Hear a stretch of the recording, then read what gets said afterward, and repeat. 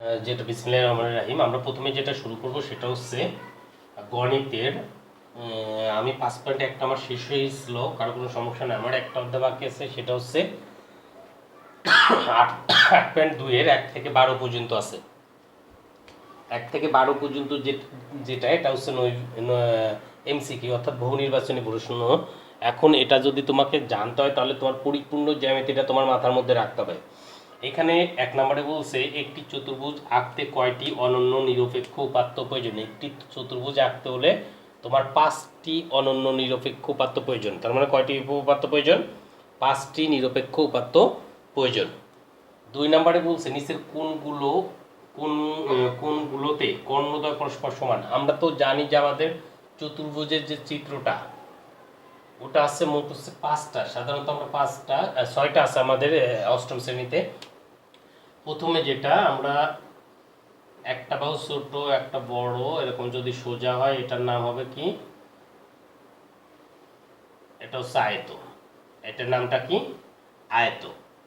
যদি এরকম একটু বাঁকা এবং এটা বড় এরকম বাঁকা হয় তাহলে এটার নাম হবে কি? সামান্তরিক। সোজা হয় একটা, বাঁকা হয় একটা, এটা একটা সম্পর্ক। এরপরে যদি দুইটাই সমান হয়, সোজাটাও সমান বাঁকাটাও সমান, সোজা এবং বাঁকা দুইটাই যদি সমান হয় তাহলে এটার নাম হবে কি? বর্গ। এই পাশেরটা সমান, কিন্তু যদি বাঁকা হয় এটাও সমান, তাহলে এই বাঁকা হলে এটাকে বলা হয় রম্বস। এরপরে এই বাহু আর এই বাহু যদি সমান্তরাল থাকে আর এটা যদি অসমান্তরাল থাকে তাহলে এটাকে বলা হয় ট্রাপিজিয়াম।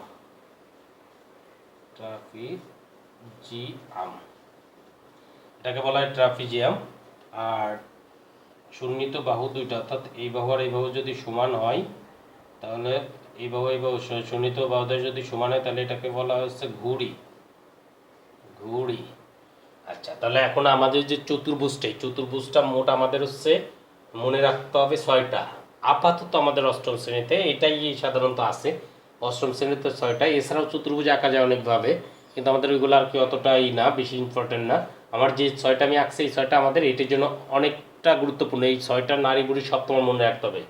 এটা হচ্ছে আয়ত, এটা হচ্ছে সামান্তরিক, এটা হচ্ছে বর্গ, এটা হচ্ছে রম্বস, এটা ট্রাপিজিয়াম, এটা হচ্ছে ঘুড়ি। আয়তর বৈশিষ্ট্যটা কি? বিপরীত বাহু সমান হবে এবং কোণটা কত ডিগ্রি হবে? যেহেতু লম্ব আছে এই জন্য এটা 90 ডিগ্রি হবে। এটার বিপরীত বাহু সমান হবে, কিন্তু একটি কোণ কি হবে না? বিপরীত বাহু সমান কিন্তু একটা কোণও সমকোণ নয়। এটার প্রত্যেকটা বাহু সমান এবং কোণগুলো কি? সমকোণ, অর্থাৎ 90 ডিগ্রি। সমকোণ মানেই তো 90 ডিগ্রি। তাহলে এটার বৈশিষ্ট্য কি? এটার বৈশিষ্ট্য হচ্ছে প্রত্যেকটা বাহু সমান, কিন্তু একটি কোণও কি না? 90 ডিগ্রি না, কারণ এটা বাঁকা আছে। বাঁকা থাকলে ওটা 90 ডিগ্রি হয় না। ট্রাপিজিয়াম, এই বাহু আর এই বাহু সমান্তরাল আছে, কিন্তু এটা সমান্তরাল মানে কখনো মিলবে না। আমি যতই এদিকে বাড়াই বা এদিকে বাড়াই, এদিকে যদি বাড়াইতে থাকি তাহলে এটা আর এটা মিলবে না, কিন্তু যদি এটা আর এটা বাড়াই তাহলে এটা মিলে যাবে। তাহলে এটা হচ্ছে ট্রাপিজিয়াম, এটা হচ্ছে ঘুড়ি। এখন আমার 2 নম্বর প্রশ্ন দিচ্ছে নিচের কোনগুলোতে কর্ণদ্বয় পরস্পর সমান। কর্ণ আবার কোথায় থাকে? কর্ণটা কোথায় থাকে এটা তো আমাদের জানতে হবে। কর্ণ কোনটা? কর্ণ হচ্ছে বিপরীত শীর্ষের দূরত্ব। শীর্ষ কোনটা? এইটাতে যদি আসি, এখানে শীর্ষ আছে 4টে, এটা একটা, এটা, এটা এবং এটা, এই 4টা শীর্ষ। এই শীর্ষের দূরত্ব যদি এই বিন্দু, এই শীর্ষ থেকে এই শীর্ষের যে দূরত্ব, বিপরীত শীর্ষের দূরত্ব হচ্ছে কর্ণ। তার মানে এখানে কর্ণ থাকবে কয়টা? 2টা। এটা একটা কর্ণ, এটা একটা কর্ণ। কোণ এবং কর্ণ দুইটা কিন্তু আলাদা জিনিস। কোণ এবং কর্ণ দুইটা আলাদা জিনিস, মনে রাখতে হবে। এখন এটারও তো কর্ণ আছে। এই বিপরীত শীর্ষ আর এই বিপরীত শীর্ষ যদি যোগ করি তাহলে এটা কর্ণ পাই। এটার এই বাহুটা আর এই বাহুটা যদি যোগ করি তাহলে এটা কর্ণ পাই। এটা আর এটা যদি যোগ করি তাহলে এটা কর্ণ পাই। তাহলে এই 4টার মধ্যে, তারপর এটা কর্ণ, এটা কর্ণ, এটা কর্ণ। এখন এই 4টার মধ্যে আমাদের সাধারণত এই 4টা কর্ণ হিসেবে আমরা বিবেচনা করব, যে এই 4টা আর কি কর্ণ থাকবে। আয়ত, সামুদ্রিক, বর্গ, রম্বস। এখন এই 4টা কর্ণের মধ্যে কোন কোন কর্ণ দুইটা সমান? এখন কর্ণ দুইটা সমান হতে হলে দেখো এটা তো ছোট আর এটা বড়, আবার এটা ছোট এটা বড়, অর্থাৎ তার মানে কর্ণ সমান হতে করলে আমার বাহুটা কি হতে হবে? সোজা হতে হবে। তাহলে সোজা বাহু আছে কার কার? আয়তের আছে এবং বর্গের আছে। যেহেতু এবং আয়ত এবং বর্গের বাহুটা সোজা আছে এবং তাহলে এদের কর্ণটা কি হবে? সমান হবে। তাহলে 2 নম্বর প্রশ্ন হবে আয়ত আয়ত এবং বর্গ এদের কর্ণ সমান, কিন্তু ওরা যে প্রশ্নটা করছিল ওটা বলছে কর্ণদ্বয় পরস্পরকে সমকোণে ছেদ করে, অর্থাৎ কর্ণদ্বয় পরস্পরকে এইখানে সমকোণটা উৎপন্ন হবে। এখানে কত কোণ উৎপন্ন হবে? সমকোণ উৎপন্ন হবে কোণটাতে, সমকোণ উৎপন্ন, এটারও কর্ণ আছে।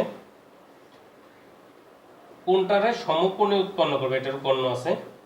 সমকোণ উৎপন্ন হয় এইটার আর এইটার, অর্থাৎ এইখানে যে কোণগুলো আছে, এখানে 4টা কোণ আছে। এই যে এইটুকু যেটা, এটা হচ্ছে এক সমকোণ অর্থাৎ 90 ডিগ্রি। আবার এই ঘুড়ির ক্ষেত্রে এইখানে যেটা আছে এটা 90 ডিগ্রি। তার মানে সমকোণ উৎপন্ন হয়, সমকোণ কার কার? সমকোণ হচ্ছে রম্বসের এবং ঘুড়ির। কর্ণদ্বয় সমকোণে সমদ্বিখণ্ডী সমকোণে ছেদ করে, সমকোণে পরস্পরকে সমকোণে ছেদ করেছে রম্বসের এবং ঘুড়ির। কিন্তু কর্ণ সমান কার কার? আয়ত এবং বর্গের। মনে রাখতে হবে। একটি রম্বসের কর্ণদ্বয় রম্বসের কর্ণদ্বয় এত সেন্টিমিটার এবং এত সেন্টিমিটার হলে এর বাহুর দৈর্ঘ্য। এখন রম্বস আঁকতে বলছে। রম্বস কোনটা আমরা জানি, এই যে 4টা বাহু সমান হবে কিন্তু বাঁকা হবে। প্রথমে এটা আঁকবা, একে তুমি আগে ক্লিয়ার হবা যে কোনটাকে কি বলে। কোনটাকে কি বলে এটা বুঝলে পারে তুমি একদম পেরে যাবা। রম্বসের কর্ণদ্বয় আছে, তাহলে রম্বস 4টা বাহু সমান হবে। রম্বসের 4টা বাহু কি হবে? রম্বসের 4টা বাহু সমান। এখন রম্বসের 4টা বাহু সমান, এখন এখানে 2টা কর্ণ দেয়া আছে। এই কর্ণটা ধরো আমরা ধরে নিলাম এটা দেয়া আছে হচ্ছে কত দেয়া আছে? 6 আর একটা দেয়া আছে 8। তাহলে বড়টা আমরা 8 ধরি। তাহলে 8 যদি হয় এটা 4 হবে আর এটা 4 হবে, কারণ সমানভাবে ভাগ করে। আর এটা হচ্ছে 6, তার মানে এটা 3 এটা 3। এখন আমরা জানি রম্বসের এখানে কত ডিগ্রি কোণ উৎপন্ন হয়? 90 ডিগ্রি। 90 ডিগ্রি মানে এক সমকোণ। সমকোণের বিপরীত বাহু এটাকে কি বলে? অতিভুজ। সমকোণের কি বিপরীত বাহুকে কি বলে? অতিভুজ। তাহলে পিথাগোরাসের সূত্র অনুসারে এটা করতেছি আমরা 3 নাম্বার। পিথাগোরাসের উপপাদ্য থেকে পাই। পিথাগোরাস কি বলে গেছে? অতিভুজ স্কয়ার ইকুয়াল টু ভূমি স্কয়ার প্লাস লম্ব স্কয়ার। তাহলে এখানে অতিভুজটা আমি বের করব, এটা বের করব। এটা দেয়া আছে 4, এটা আছে 3। অতিভুজ স্কয়ার 4 স্কয়ার যোগ 4 স্কয়ার যোগ 3 স্কয়ার, বা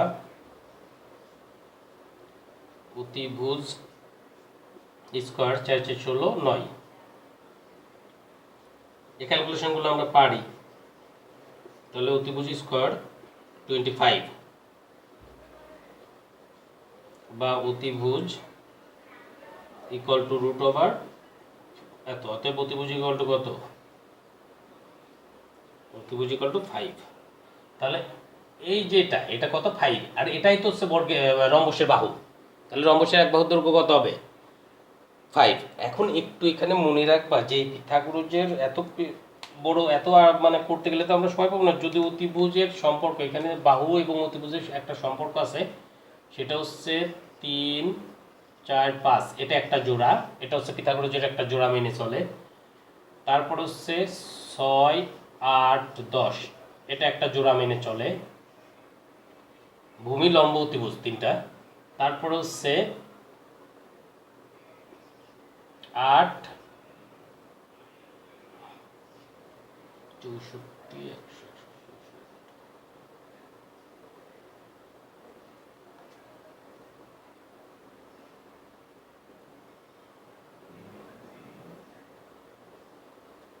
তারপর হচ্ছে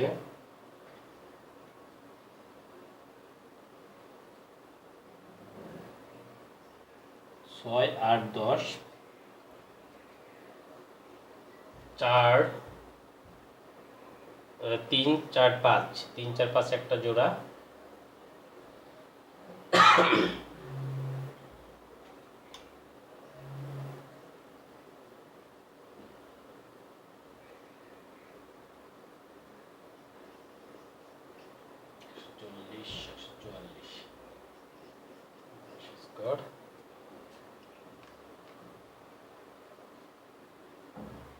আচ্ছা তোমরা এই দুটোই পড়ো, আমি বাকি যখন আর পাই আবার বলে দিব। দুইটা আপাতত মুখস্থ রাখো, 3 4 5, এই দুটো হচ্ছে চতুর্ভুজের একটা জোড়া, এটা হচ্ছে 6 8 10, এটা হচ্ছে আরেকটা জোড়া।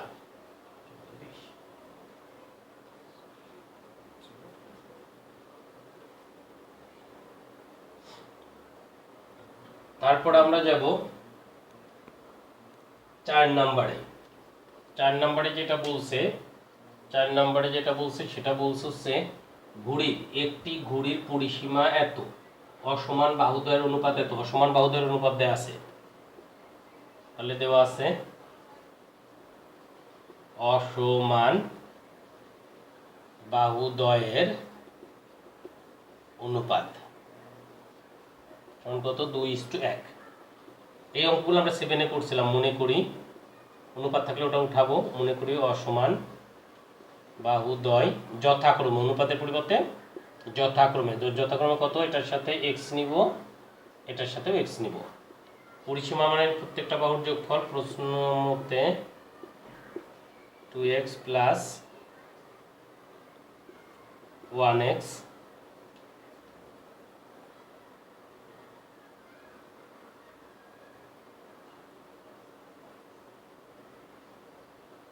কত হচ্ছে 24। আর যেহেতু ঘুড়ি যদি আমি আঁকি তাহলে ঘুড়িটা দেখতে হচ্ছে এরকম। তাহলে এটা কয়টা বাহু আছে, 4টা বাহু আছে। চারটা বাহুর যোগফল। এখন এই বাহুটা সমান, আবার এটা আর এটা সমান, তাহলে এটা সমান যদি হয় তাহলে এখানে দুইটা আছে, তাহলে 2টা সামনে দিবা, বা 2 ইন্টু, আবার দেখো এখানে ঘুড়ির এই বাহু আর এই বাহু সমান, আবার এই বাহু আর এই বাহু সমান, তার মানে 2টা বাহু সমান। এখানে 2টা বাহু, এই 2টা বাহু এবং এই 2টা বাহু, অর্থাৎ মোট 4টা বাহুর যোগফল। এটা যদি 2x হয়, এটা 2x, এটা 1x, এটা 1x। এই 4টা বাহু যোগ করলেই তো আমরা পরিসীমা পাবো। এখন এখানে যেহেতু দুইটা আছে, আমরা একবারে 2 ইন্টু 2x প্লাস 1x লিখতে পারি, এটাই লিখছি আমি। তাহলে যোগ করলে এত ইকুয়াল টু 24 বা 6x ইকুয়াল টু 24 বা x ইকুয়াল টু 24/6, অতএব x ইকুয়াল টু 4। তাহলে 4 নম্বরের উত্তর কত আসলো? 4 নম্বরের উত্তর হচ্ছে 4।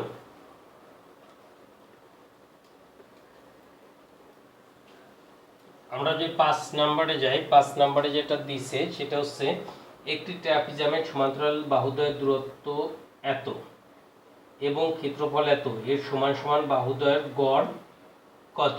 ক্ষেত্রফল দেওয়া আছে, সমান সমান বাহু। এখন ট্রাপিজিয়াম যদি আমরা আঁকতে চাই, ট্রাপিজিয়ামটা কেমন যেন এরকম দুইটা সমান্তরাল হবে, কিন্তু এটা আবার বাঁকা হবে, অর্থাৎ অসমান্তরাল হবে। একটা সমান্তরাল, একটা সমান্তরাল।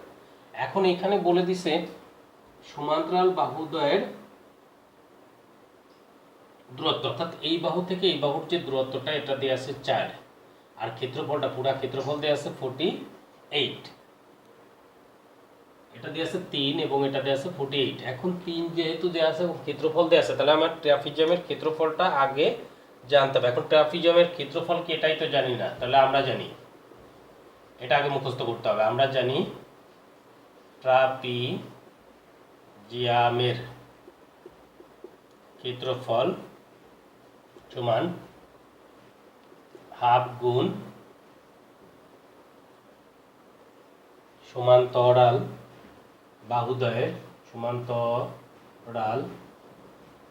বাহুদ্বয়ের যোগফল ইন্টু দূরত্ব। সমান্তরাল বাহুদ্বয়ের যোগফল ইন্টু কি, দূরত্ব।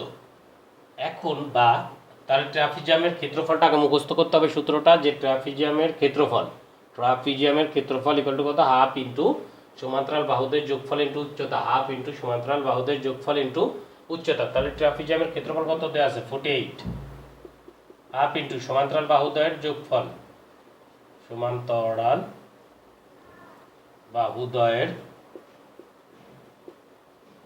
যোগফল। দূরত্ব কত দেওয়া আছে, দূরত্ব আছে 3। তাহলে আমরা যদি হাফ আর গুণ করি, তাহলে এটা দুইটা এটার সাথে এত ইকুয়াল টু সমান্তরাল বাহুদ্বয়ের যোগফল ইন্টু কত, 3। আমরা ঘুরায় দেখি, সমান্তরাল, এটা তো বুঝছো, এটা যেহেতু নিচে ছিলাম আর গুণ করে দিছি। সমান্তরাল বাহুদ্বয়ের যোগফল সমান্তরাল বাহুদ্বয়ের যোগফল ইকুয়াল টু 96/3। অতএব সমান্তরাল বাহুদ্বয়ের যোগ বা সমান্তরাল বাহুদ্বয়ের যোগফল সমান কত? 3/9 2। এখন আমার কি বের করতে বলছে? সমান্তরাল বাহুদের গড়। এখন যোগফল থেকে গড়ে যেতে হলে কি করতে হবে? ভাগ করতে হবে। সমান্তরাল বাহুদ্বয় মানে কয়টা বাহু বলছে? দুইটা বাহু। সমান্তরাল বাহুদ্বয়, দাও দ্বয় মানে দুইটা, তাহলে সমান্তরাল বাহুদ্বয়ের গড়, তাহলে এটা 2 দিয়ে ভাগ করে দিব ইকুয়াল টু কত? 16। সমান্তরাল বাহুদের যোগফল থেকে আমরা গড়ে যেতে পারি। যোগফল থেকে গড়ে যেতে হলে আমাদের ভাগ করতে হয়, যতগুলো থাকে ততগুলো দিয়ে ভাগ করতে হয়। এখানে 2টা ছিল, 2 দিয়ে ভাগ, এর জন্য 16 আসলো। তাহলে প্রথমে যেটা মনে রাখতে হবে, ট্রাপিজিয়ামের ক্ষেত্রফল ইকুয়াল টু হাফ ইন্টু সমান্তরাল বাহুদের যোগফল ইন্টু উচ্চতা। এখান থেকে আমরা ধারাবাহিকভাবে চলে আসতে পারবো। এই অঙ্কটা একদম দ্রুতস্থ করে ফেলবে, এরকম অঙ্ক কিন্তু আমাদের ক খতে চলে আসবে। এরপর আমরা যাবো 6 নাম্বার, আছে ম্যাথের লাস্ট যেটা 6তে বলছে সকল সমান্তরাল আর সামুদ্রিকের। আচ্ছা, সামুদ্রিকের ক্ষেত্রে আমরা যাই, সামুদ্রিকটা আঁকি। সামুদ্রিক হচ্ছে এটা ছোট হবে, এটা বড় হবে, কিন্তু বাঁকা হবে, এটা হচ্ছে সামুদ্রিক। এখন 1 নম্বরে ক নম্বরে বলছে, এটা তো সৃজনশীল দিছে আর কি, বিপরীত বাহুদ্বয় সমান ও সমান্তরাল। বিপরীত মানে এই বাহুর বিপরীত এটা, এই বাহুর বিপরীত এটা, হ্যাঁ, এটা এটা সমান, এটা আর এটা সমান। সমান্তরাল মানে এটা বাড়তি বা এটা যদি আমি বাড়াইতে থাকি তাহলে তো কখনো কি হবে না, মিল হবে না, তাহলে এটা সমান্তরাল। তার মানে 1 নম্বর কথাটা ওরা ঠিক বলছে।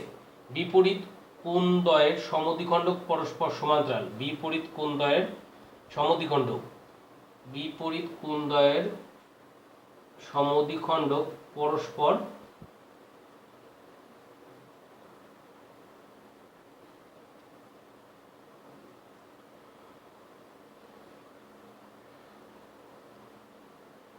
বিপরীত কোণদ্বয়ের সমদ্বিখণ্ডক। এখানে বিপরীত কোণ, এটার বিপরীত কোণটা এটা, আবার এটার বিপরীত কোণটা এটা।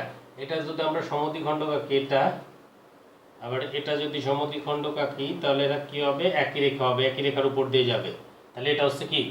সমান্তরাল। একটা এরকম রেখা যদি এই রেখার উপরে এরকমই সমান্তরাল, কথার অর্থ কি? এটা যদি আমি ধরো এই দুটো রেখা সমান্তরাল, এটা যদি আমি কাছাইতে থাকি, এটা আরো কাছে আনলাম, এটা আরো কাছে আনলাম, এটা আরো কাছে আনলাম, এটা আরো কাছে আনলাম, তার মানে একই রেখার উপর হলো, একই রেখার উপর হলো, দুটাকে কি বলবো? সমান্তরাল বলা যায়। ক্ষেত্রফল ইকুয়াল টু শূন্যিত বাহুদের গুণফল। শূন্যিত বাহুদের গুণফল অর্থাৎ এটার গুণফল বলছে ক্ষেত্রফল। সামুদ্রিকের ক্ষেত্রফল ইকুয়াল টু বলছে এই বাহু আর এই বাহুর গুণফল না, এই শূন্যিত বাহুদের গুণফলের ক্ষেত্রফলটা কার? আয়তের। আয়তের ইকুয়াল টু দৈর্ঘ্য গুণ প্রস্থ, কিন্তু সামুদ্রিক ইকুয়াল টু কত? ভূমি গুণ উচ্চতা। সামুদ্রিকের ভূমি গুণ, এখানে যদি এরকম উচ্চতা হতো, সোজা হতো, তাহলে সামুদ্রিকের ক্ষেত্র, কারণ আমরা জানি সামুদ্রিকের ক্ষেত্রফল, সামুদ্রিকের ক্ষেত্রফলটা কত? সামুদ্রিকের ক্ষেত্রফল হচ্ছে ভূমি গুণ উচ্চতা। এখন এখানে শূন্যিত বাহু বলছে, এই বাহুটা তো উচ্চতা না, উচ্চতা হতে হলে সোজা লাগে, এটা আমরা জানি, তাহলে এটা 3 নাম্বারটা হবে না, তার মানে উত্তরটা হবে 1 এবং 2। 1 এবং 2 তোমরা এই 6টাই মুখ টুটস্থ করে ফেলবে একদম। জ্যামিতি 8-এর গণিতটা একদম সহজ, কিন্তু কন্টিনিউ যদি করতে থাকো তাহলে একদম ইজি হয়ে যাবে, কিন্তু কন্টিনিউ না করলে মাথার উপর যখনই চাপ আসবে তখন আর বুঝতে না। এরপরে আমরা করতেছিলাম প্যাসিভ, প্যাসিভ মোটামুটি সবাই বুঝো। আমি একটু ডিপলি যাব এখন, অ্যাক্টিভে চলে যাব। আর অ্যাক্টিভে যেতে হলে যদি ব্র্যাকেটে অ্যাক্টিভ থাকে তোমার অনেক কিছু চিন্তা করতে হবে, এর জন্য আগে মাথা একদম ঠান্ডা করবা, যে আমরা অ্যাক্টিভ যেহেতু করতে যাচ্ছি তোমার মাথাটা ঠান্ডা রাখতে হবে, এবং আমি যে কথাগুলো বলবো সেটা মনে রাখবা, তাহলে একদম ইজি পেরে যাবা ইনশাল্লাহ।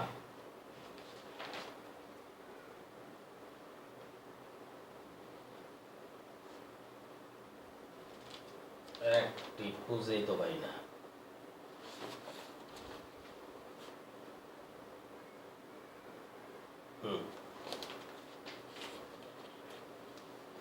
প্রথমে কঠিনটা আচ্ছা আসুক, আমরা সবই করে ফেলবো। সাম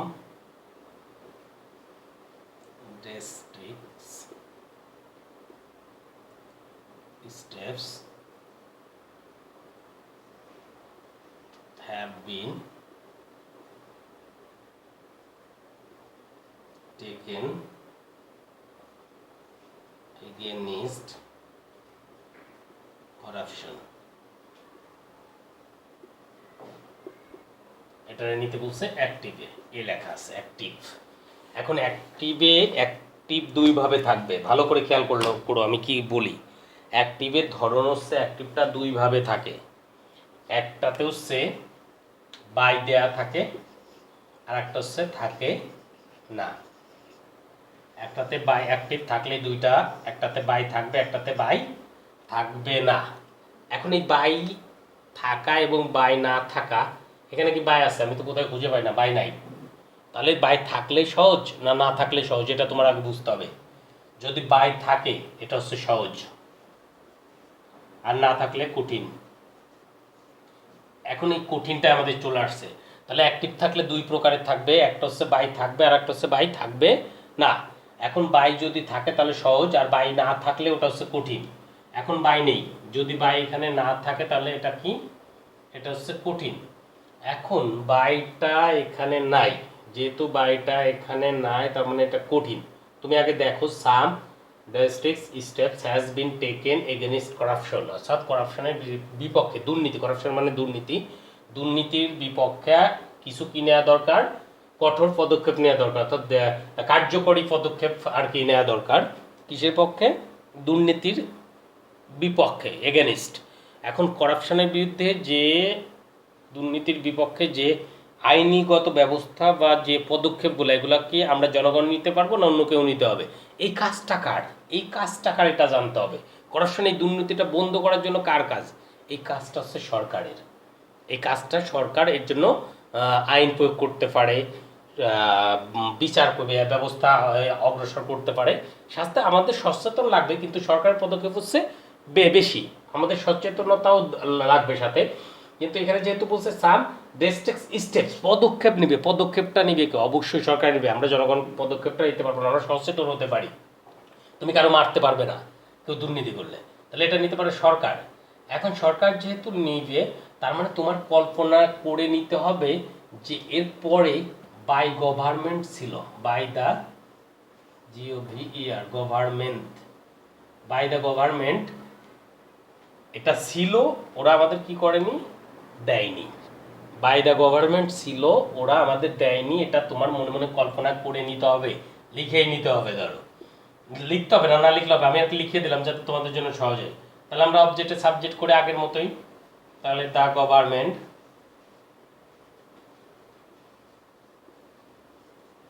the government, the government have বিন আছে এখানে, হেল্পিং ভার্ব, এটা তো সাবজেক্ট, এখান থেকে এটা সাবজেক্ট, হেল্পিং ভার্ব হচ্ছে হ্যাভ বিন। এখন আমরা যে প্যাসিভে করছিলাম হ্যাভ বিন, এই বিনটা কখন আনছিলাম? যদি have, has, had, will have, shall have, পাঁচটা word, have, has, had, will have, shall have থাকলে আমরা এরপরে কি লাগাইছিলাম? বিন লাগাইছিলাম, বিন লাগাইছিলাম। এখন তার মানে আমার এই বিনটা কি করতে হবে? তুলে দিব। আমি এই ডান দিকে চলে আসবো, অর্থাৎ আচ্ছা আমি এটা লিখে দিই হেল্পিং ভার্বের পরিবর্তনটা, তাহলে তোমাদের ভাগ জন্য বেটার হবে। অ্যামিজার এক নম্বরে ছিল হচ্ছে অ্যামিজার, থাকলে প্রেজেন্ট ফর্ম থেকে অ্যামিজার গেছিলাম, আর এখানে হচ্ছে অ্যামিজার, এটা তুলে দিব। অ্যাম, আমি হেল্পিং ভার্বটা আগে লিখে দিই, তারপরে ক্লিয়ার হবে তোমরা। অ্যামিজার, অ্যামিজার তুলে দিব, প্লাস দুইটা কাজ করতে হয়, প্লাস মূল ভার্বের, মূল ভার্বের প্রেজেন্ট ফর্ম লিখব।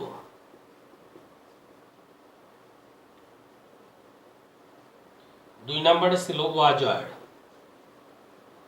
ওয়াজার আনছিলাম, ডান দিকে ছিল এটা আর কি প্যাসিভ, এখন তো আমরা অ্যাক্টিভ করতেছি, অ্যাক্টিভ। ওয়াজার যদি থাকে তাহলে আমরা কি করব? ওয়াজার তুলে দেব, was were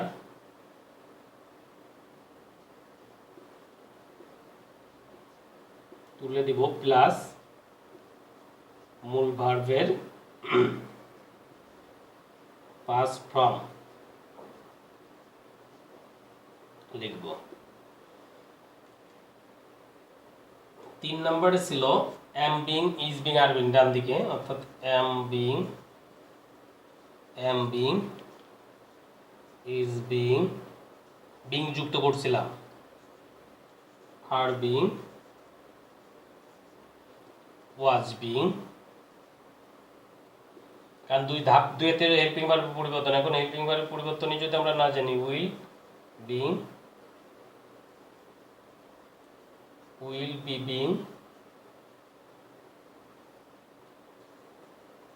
shall be being. এটা যখন করতে যাব তখন বিং তুলে দিব, খালি বিংটা তুলবো, বাকি থেকে যাবে কিন্তু অ্যাম ওয়াজ। বিং তুলে দিব প্লাস আর একটা কাজ করবো, সেটা হচ্ছে মূল ভার্বের present, PRESENT present, FROM from এর, FORM ফ্রম এর সাথে ING যোগ করব।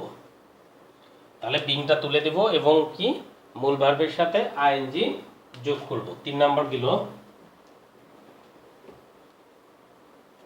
তারপর আমরা যদি 4 নাম্বারে যাই, 4 নাম্বারে ছিল have been, has been, had been,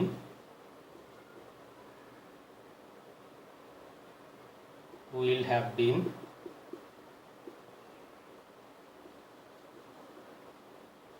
shall have been।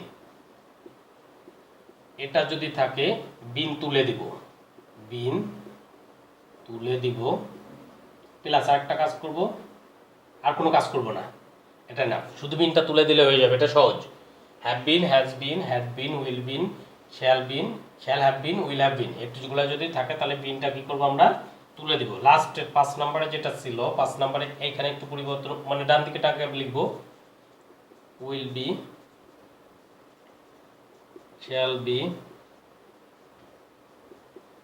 would be, should be, can be, could be, might be, must be, going to be, house to be। আর আমরা হচ্ছে বি তুলে দিব, বি তুলে দিব প্লাস একটা কাজ করব, সেটা হচ্ছে মূল ভার্বের present, PRESENT present form, FORM form লিখব। এই হেল্পিং ভার্বের পরিবর্তন তোমার একদম টুটস্থ রাখতে হবে। তুমি এটা টুটস্থ রাখতে পারলে ইজিলি পেয়ে যাবে। তাহলে আমি একটা করে দিই, এই হেল্পিং ভার্বগুলো তোমরা মুখস্থ করে ফেলো, কালকে যেন আমি অনেকগুলো 10-12টা পড়াইতে পারি, তাহলে একদম ক্লিয়ার হয়ে যাবে। তাহলে এখানে হেল্পিং ভার্বের পরিবর্তন যেহেতু হ্যাভ বিন থাকলে আমরা বিনটা খালি তুলে দিব, হ্যাভটা লিখবো, আর কোনো কাজ নাই, ওটাতে একটা কাজই করার দরকার ছিল। হ্যাভ বিন টেকেন, মূল ভার্বের পাস্ট পার্টিসিপল ফর্ম লিখলাম, হ্যাভ, তারপর বাকি আর কি লিখে দেব, the government the government have been এর পরিবর্তে বিন উঠে যাবে, হ্যাভ টেকেন, এরপর অবজেক্ট নিয়ে আসবে, বাকি অংশটা একদম লাস্টে লিখতে হয় অ্যাক্টিভে, তাই মনে রাখতে হবে। সাম দেস টেক্স স্টেপস এগেনিস্ট করাপশন। আগের মতোই সব, বাকি অংশটা খালি লাস্টে লিখে দিব, আর বাকি আগের মতোই থাকবে, শুধু হেল্পিং ভার্বগুলো মুখস্থ রাখবা, যেন হেল্পিং ভার্ব যে যত এই নিয়মগুলো যে যত বেশি মুখস্থ করবা, ইংলিশের গ্রামার সে তত বেশি পারবা। আজকে এটা প্রস্তুত করে ফেলবো, আমি কালকে যেন ওইগুলো আর কি দিতে পারি। আমরা বিজ্ঞানে যাব।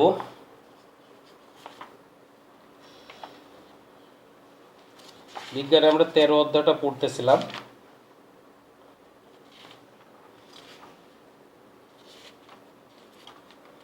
স্নেহ পদার্থ পড়ছিলাম।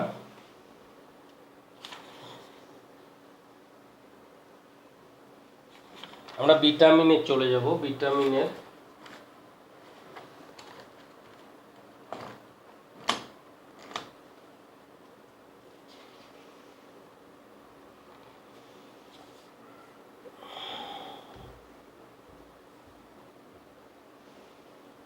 ভিটামিন বলতে কি বুঝি? ভিটামিন বলতে আমরা খাদ্যের ওই সব জৈব পদার্থকে বুঝি যা খাদ্যে সামান্য পরিমাণে উপস্থিত থাকে। ভিটামিনসমূহ প্রত্যক্ষভাবে দেহ গঠনে অংশগ্রহণ না করলেও এদের অভাবে দেহের ক্ষয়পূরণ, বৃদ্ধি সাধন, তাপ শক্তি উৎপাদন ইত্যাদি বিভিন্ন ক্রিয়াশীল সুসম্পন্ন হতে পারে না।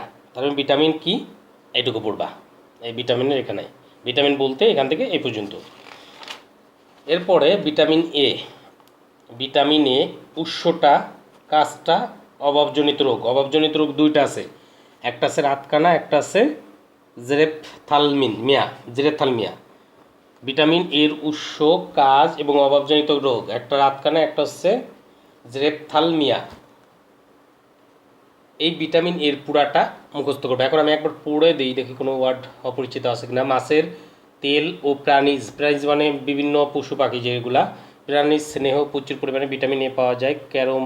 ক্যারোটিন সমৃদ্ধ শাকসবজি, যেমন অর্থাৎ ক্যারোটিন আছে যে শাকসবজিতে, যেমন লাল শাক, পুঁই শাক, পালং শাক, টমেটো, গাজর, বিট ও মিষ্টি কুমড়া ইত্যাদি। বিভিন্ন ধরনের ফল যেমন পেঁপে, আম, কাঁঠালে ভিটামিন এ থাকে। মলা ও ঢেলা মাছে, মলা এবং ঢেলা মাছ মানে ছোটো ছোটো মাছ যেগুলা, প্রচুর পরিমাণে ভিটামিন এ থাকে। কাজ দৃষ্টিশক্তি স্বাভাবিক রাখে, ত্বক এবং শ্লেষ্মা ঝিল্লিকে সুস্থ রাখে এবং দেহকে বিভিন্ন সংক্রামক রোগের হাত থেকে রক্ষা করা। খাদ্যদ্রব্য পরিপাক এবং ক্ষুধার উদ্রেক করা, রক্তের স্বাভাবিক অবস্থা বজায় রাখে এবং দেহের পুষ্টি ও বৃদ্ধিতে সহায়তা করা। অভাবজনিত রোগ হচ্ছে রাতকানা। এই রোগের লক্ষণ স্বল্প আলোতে, বিশেষ করে রাতে আবছা আলোতে দেখতে না পাওয়া, অর্থাৎ রাতের সময় আর কি মানে কোনো কিছু বুঝতে বা দেখতে পারে না। দীর্ঘদিন ধরে এই অবস্থা চলতে থাকলে চোখ সম্পূর্ণভাবে অন্ধ হয়ে যেতে পারে। এই রোগে আক্রান্ত শিশুকে সবুজ শাকসবজি ও রঙিন ফলমূল খাওয়া উচিত। ভিটামিন এ ক্যাপসুল রাতকানা রোগ প্রতিরোধে সাহায্য করে। আমাদের দেহে টিকা দিবসে বিভিন্ন টিকা কেন্দ্রে শিশুকে ভিটামিন এ ক্যাপসুল খাওয়ানো হয়। জেরেপথ্যালমিয়া, ভিটামিন এর অভাবে ঘটলে চোখের কর্নিয়া আচ্ছাদন ক্ষতিগ্রস্ত হয়। কর্নিয়ার উপর শুষ্ক স্তর পড়ে, অর্থাৎ যে আমরা চোখ এরকম করি, এরকম করতে গেলে এই চোখের পাতার মধ্যে পানি থাকে সবসময়, একটা কি বলে ওটাকে, যে তরল পদার্থ থাকে, ওই পদার্থটা আমাদের পাতাটাকে সহজে নামানো বা উঠানোর কাজ করতে থাকি। কিন্তু যদি শুকিয়ে যায় তাহলে যখন আমরা নামাইতে যাই তখন প্রচুর ব্যথা লাগবে। তখন চোখ শুকিয়ে যায় এবং পানি পড়া বন্ধ হয়ে যায়। চোখে আলো সহ্য হয় না, চোখে পুঁজ জমে এবং চোখের পাতা ফুলে যায়। তখন চোখটা অস্বাভাবিক আচরণ করতে থাকে। এই অবস্থায় উপযুক্ত চিকিৎসা করালে এই রোগ থেকে উপশম পাওয়া যায়, তবে সময় মতো চিকিৎসা না হলে শিশু অন্ধ হয়ে যেতে পারে। এছাড়া ভিটামিন এর অভাবে দেহের স্বাভাবিক বৃদ্ধি ব্যাহত হয়, সর্দি, কাশি, ইনফ্লুয়েঞ্জা ইত্যাদি রোগ হতে পারে। পুরা ভিটামিন এটা পড়বেন। এরপরে ধর্ম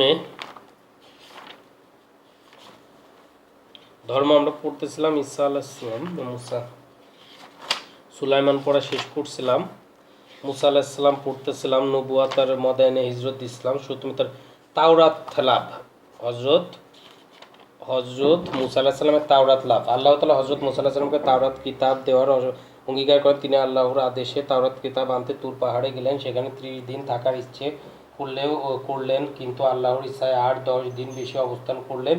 তুর পাহাড়ে হজরত মুসা আলাইহিস সালাম রোজা, ইত্তেকাফ এবং কঠোর সাধনায় মগ্ন থাকতেন। তিনি তুর পাহাড়ে থাকাকালীন সময় তার ভাই হজরত হারুন আলাইহিস সালামকে তার স্থলাভিষিক্ত করেন। এমত অবস্থায় তার অনুসারীদের অনেকে শামেরি নামক এক ব্যক্তির ধোকায় পড়ে বর্ষ পূজা শুরু করেন। হজরত মুসা আলাইহিস সালাম তাওরাত কিতাব নিয়ে এসে তাদের এই অবস্থা থেকে ক্ষুব্ধ এবং মনোনীত হন। তখন তাওরাতে তওবা হিসেবে বর্ষ পূজারীদের একে অপরকেও হত্যা করার নির্দেশ দেওয়া হলো, যার ফলে 70,000 বনী ইসরায়েল নিহত হয়। হজরত মুসা আলাইহিস সালাম এবং হজরত হারুন আলাইহিস সালাম আল্লাহর নিকট খুব কান্নাকাটি করেন। অবশেষে আল্লাহ তাদের মাফ করে দেন। হজরত মুসা আলাইহিস সালাম 120 বছর বয়সে সিনাই উপত্যকায় ইন্তেকাল করেন। তাকে তুর পাহাড়ের পাদদেশে সমাহিত করা। হজরত মুসা আলাইহিস সালাম এর মতো নির্ভীক হয়ে সত্যের পথে মানুষকে ডাকবো, সৎ এবং ন্যায়ের পথে অনুসরণের মাধ্যমে জীবনকে সফল আনবো। অর্থাৎ তুমি জীবনের সফলতা পেতে হলে অনেকভাবে সফলতা পাওয়া যায়, কিন্তু সৎ এবং ন্যায় পথে থেকে সফলতা পাওয়াটা কঠিন এবং আমাদের চেষ্টা করতে হবে এই পথে থেকে অর্জন করার। কারণ এই পথে থেকে তুমি যদি একবারে তোমার সফলতা অর্জন করতে পারো তাহলে ওই সফলতাটা কখনো তোমার কাছ থেকে হারিয়ে যাবে না। কিন্তু অন্যায়ভাবে বা অসৎ উপায়ে যদি তুমি তোমার অর্জন করো কোনো কিছু, তাহলে ওটা কখনো তোমার হবে না বা তোমার থাকবেও না। যে কোনোভাবে হোক আল্লাহ তাআলা ওটা নিয়ে যাবেই, সেটা রোগবালাই দিয়ে, অন্য কোনো ক্ষতি হয়ে যে কোনো উপায়ে কিন্তু চলে যাবে। এই জন্য আমরা কখনো অসৎভাবে যাব না।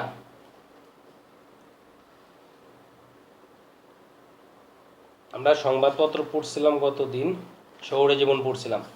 আজকে পড়ব টেলিভিশনটা, একদম টুটস্থ রাখবেন টেলিভিশন। আজকের দিনে সারা পৃথিবীতে টেলিভিশন সবচেয়ে শক্তিশালী, এটা হচ্ছে 56 পৃষ্ঠায় পড়তেছিলাম আমরা।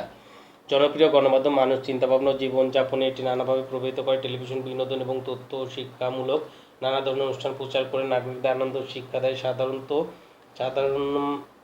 সাধারণত মানুষ, বিশেষ করে শিশু কিশোরদের উপর টেলিভিশনের প্রভাব, এটা পারবে, এটা এই টেলিভিশনটা মুখস্থ করে ফেলবা।